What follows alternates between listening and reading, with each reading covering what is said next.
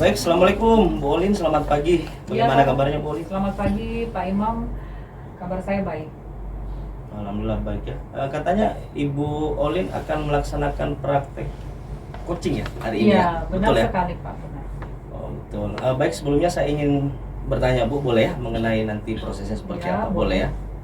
Nah untuk coaching itu nanti rubrik yang Ibu pakai di penilaiannya seperti apa Bu? Nah, untuk rubrik penilaian, saya akan menggunakan indikator dari tahapan Tirta. Jadi terdiri dari tujuan, identifikasi, rencana aksi, dan tanggung jawab, Pak. Oh, berarti menggunakan pendekatan Tirta itu Iya. ya, yang 4 itu. Nah, terkait itu kompetensi mana yang paling Ibu unggulkan atau prioritaskan ketika coaching nanti itu? Saya ingin mengembangkan kompetensi memberi pertanyaan yang berbobot, yang bersifat terbuka.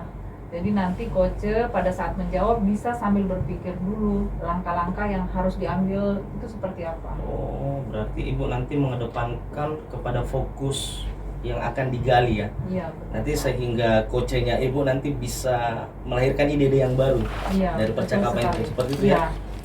Oh, baik, Bu, baik. Ya, itu menarik sekali. Mudah-mudahan nanti coachingnya berjalan dengan lancar. Ya, amin. Kita tunggu nanti Bu di kesempatan selanjutnya ketika ini selesai coaching di pasca observasi ya Bu ya. Baik Pak. Oke, terima kasih. Iya, terima kasih Pak. Baik Bu Olin, terima kasih atas kehadirannya hari ini. Kita akan bercakap-cakap dulu. Waktunya sebentar ya, paling lama 15 menit. Apa kabar Bu Olin? Ya, baik sih Pak, tapi hari ini lagi perasaan saya nggak enak ya.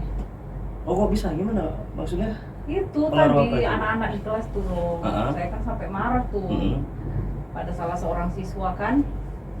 Jadi saya pokoknya iya. sempat lah emosiku itu tidak terkontrol tadi di dalam kelas. Oh, jadi ada masalah hari ini. Iya, ada masalah. Nah, setelah kita bercakap-cakap ini tujuannya apa yang Ibu ingin capai?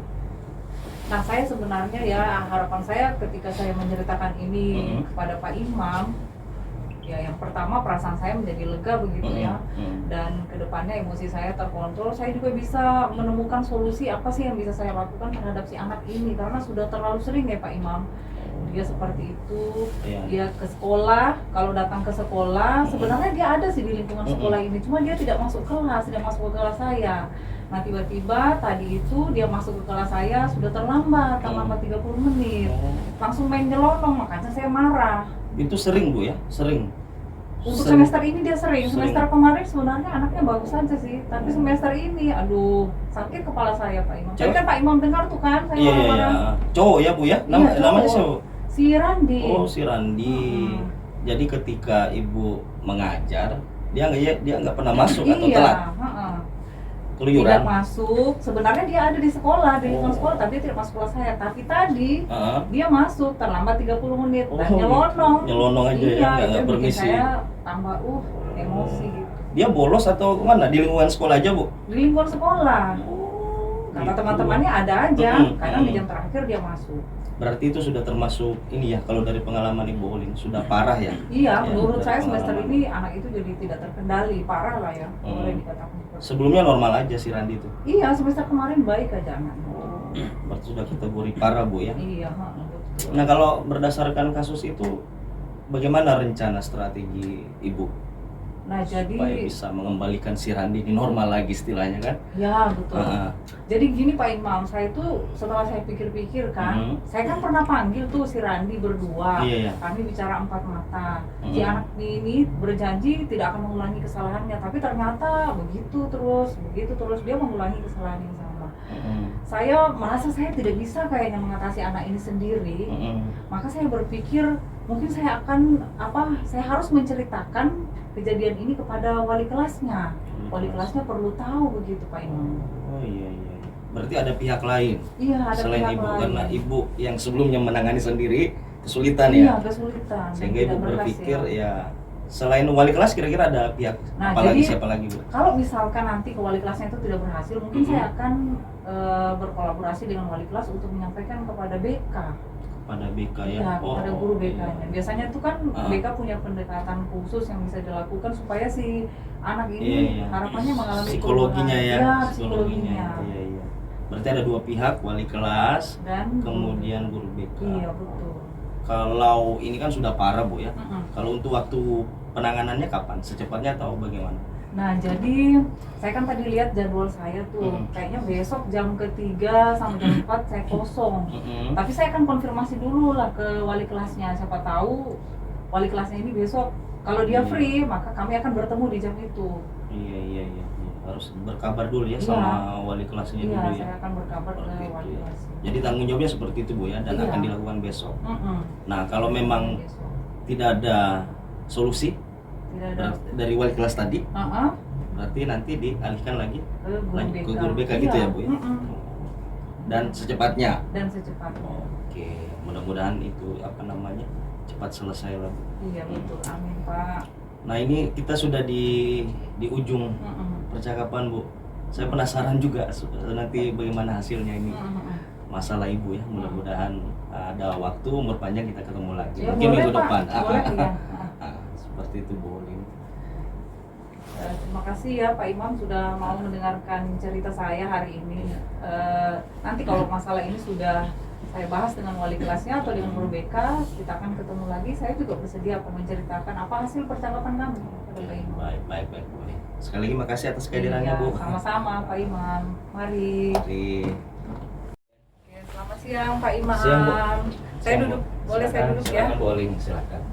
Iya, terima kasih. Bagaimana kabarnya hari ini Pak? Alhamdulillah sehat, namun mood saya kurang bagus Bu hari ini. Oh.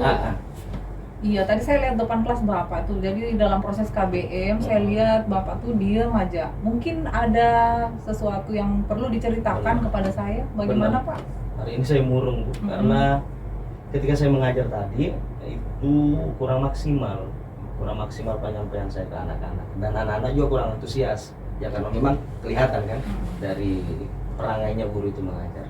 Nah itu intinya mood saya hari ini, dan akhir-akhir ini sering itu yang saya rasakan. Sebelumnya normal aja sih Bu, nggak tahu juga ini masalahnya apa.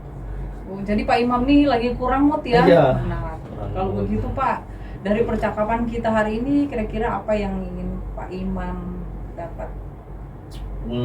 Nah setelah saya bercakap-cakap sama Bu Olin, harapannya ya psikologi saya bisa normal lagi, dalam artian mood saya bisa kembali lagi, sehingga unek-unek saya bisa keluar, saya lebih terbuka sama ibu, dan bisa normal kembali supaya mengajar itu bisa dengan baik Bu. Seperti itu, Bu. Baik Pak Imam, terima kasih. Mood ini kan berarti terkait dengan apa, perasaan ya? Iya. Menurut Pak Imam, mengontrol perasaan atau mengontrol diri itu seperti apa Pak? Perasaan itu yang kalau mau dikontrol susah juga ya, karena masalah hati dan perasaan. Maksudnya gini Bu, mungkin ada beberapa faktor ya, apakah faktor dari dalam atau dari luar. Misalkan kalau dari luar, faktor dari keluarga, sebelum berangkat ke sekolah dari rumah mungkin ada masalah, atau dari anak, atau dari istri, atau dari lingkungan. Nah itulah yang mungkin bercampur itu rasa itu di dalam. Ketika masuk kelas ya rasa itu keikut juga, sehingga mempengaruhi gaya saya mengajar, mood saya. Baik Pak, tapi kan berarti ada mood yang baik, ada yang kurang baik ya. Jadi kalau misalkan nih mood yang baik itu menurut Pak Imam itu ada di level berapa kalau kita kasih angka Pak? Moodnya kalau diskalakan 1 sampai 10 Bu ya. Iya, 1 sampai 10. Jauh sekali sih Bu, di angka 6 ya. Di angka 6. Yang sekarang di angka 6 ya? Iya. Di angka Yang 6. sekarang di angka 6, berarti untuk menjadi lebih baik berarti di atas 6 gitu ya? Harusnya ya 10 kan maksimal. Iya, misalkan. betul. Nah, dalam proses KBM untuk mencapai mood yang lebih baik dari yang dirasakan oleh Pak Imam sekarang, menurut Pak Imam apa yang Pak Imam rencanakan untuk dilakukan ke depannya? Setelah saya refleksi mungkin ini mengelola Bu, manajemen psikologi ini, mood ini, perasaan ini mungkin yang harus saya kendalikan tadi. Karena setelah saya evaluasi, ya faktornya ada dari luar, bahkan dari dalam sendiri. Mungkin itu yang saya bisa bentengi lah terhadap diri saya. Seperti itu, misalkan ya berdoa juga mungkin sebelum masuk kelas, membantu menetralisir perasaan. Oke, baik. Lalu Pak Imam, yang mana yang paling memungkinkan untuk dilakukan oleh Pak Imam dalam waktu dekat ini? Yang paling mungkin itu mengelola perasaan dengan cara bantuan jalur langit, doa lah, doa. Doa itu. Itu yang Ya, sebelum masuk kelas saya berdoa dulu. akan dilakukan dalam waktu dekat ya. Baik, terima kasih Pak Imam. Untuk itu saya yakin Pak Imam setelah melakukan itu harapannya emosinya akan semakin ini ya, akan mudah dikontrol.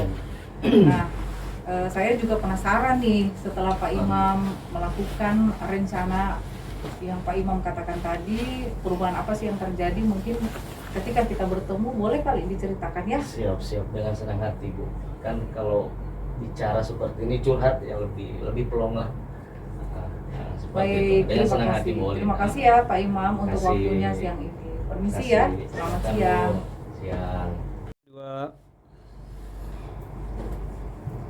Bagus sekali tadi Bu Ulin ya, saya perhatikan praktek coachingnya itu sudah dilaksanakan. Nah, pada saat coaching itu dengan indikator yang disebutkan tadi, itu sudah terlaksana nggak? Tadi kan ada yang pertanyaan itu yang berbobot itu untuk menggali ide itu sudah terlaksana di awal ya. Ya Pak, jadi berdasarkan catatan saya tadi yang ditanyakan itu sudah sesuai dengan indikator yang saya harapkan. Nah, dalam proses tadi coach sudah merasa memunculkan ide-ide kreatifnya, langkahnya juga sudah mulai jelas kapan mau dilakukan. Jadi untuk rencana aksi sudah terlihat, bahkan sudah muncul ide-ide yang harus dikerjakan. Oh iya, betul sekali. Tadi saya perhatikan waktu Ibu coaching, memang saya amati dari awal sampai akhir Ibu sudah menggunakan skala prioritas tadi itu kan, menggali ide itu saya amati dan sudah terlaksana seperti itu. Mungkin cukup, alhamdulillah sudah berjalan dengan baik proses coachingnya Ibu. Seperti itu Bu. Makasih Bu ya. Iya, sama-sama Pak.